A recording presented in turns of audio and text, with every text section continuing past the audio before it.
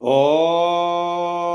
नारायणं नमस्कृत्य नरं चैव नरोत्तमं देवीं सरस्वतीं व्यासं ततो जयमुदीरयेत्। नमस्कार। आज मैं उपस्थित हूँ अगस्त उदय के विषय में चर्चा करने के लिए। अगस्त उदय सिंह के सूर्य में होता है। यद्यपि इसके विषय में पुराणों में, भविष्य पुराण इत्यादि में कहा गया है कि कन्या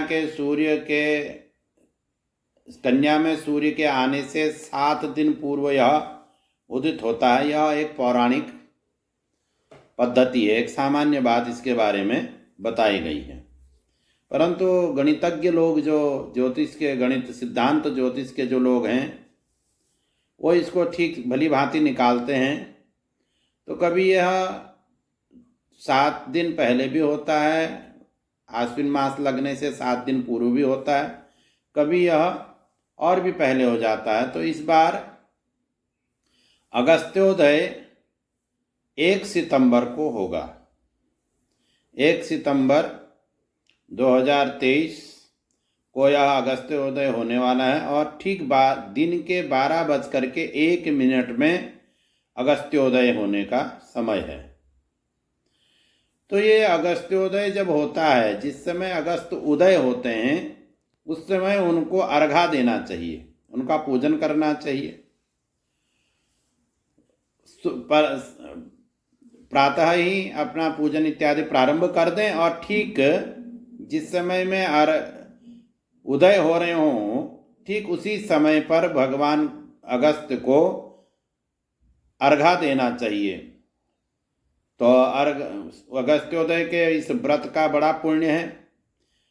कहते हैं कि आपने जितने पुण्य किए हैं, जितने भी व्रत, उपवास, तीर्थ इत्यादि किए हैं, यदि आपने अगस्त्योदय के समय भगवान अगस्त को, ऋषि अगस्त को यदि अर्घा नहीं दिया, तो ऋषि आपके सारे पुण्यों को सोख लेते हैं। जैसे उन्होंने समुद्र को एक आचमन में ही सारा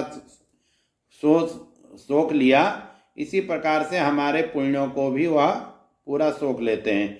इसलिए इसको पूजन करना चाहिए। उनका अवश्य ही एक बार जीवन में उनको अर्घा देना चाहिए। यद्यपि निर्णय सिंधु में जो वहाँ बात लिखी है, वो कहते हैं कि 7 वर्षों तक इसका पूजन करना चाहिए, 7 साल तक करना चाहिए जीवन में।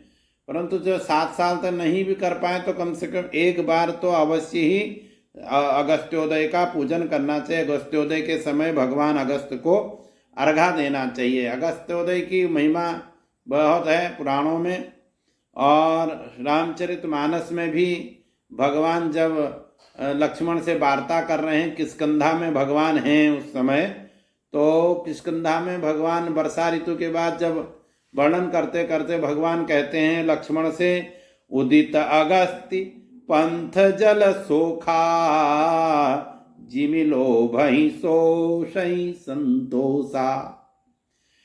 कहते हैं कि अगस्त के तारे के उदय होने पर, अगस्त के उदय होने से मार्ग का जितना भी वह जल है, जो वह सब सोख लेता है।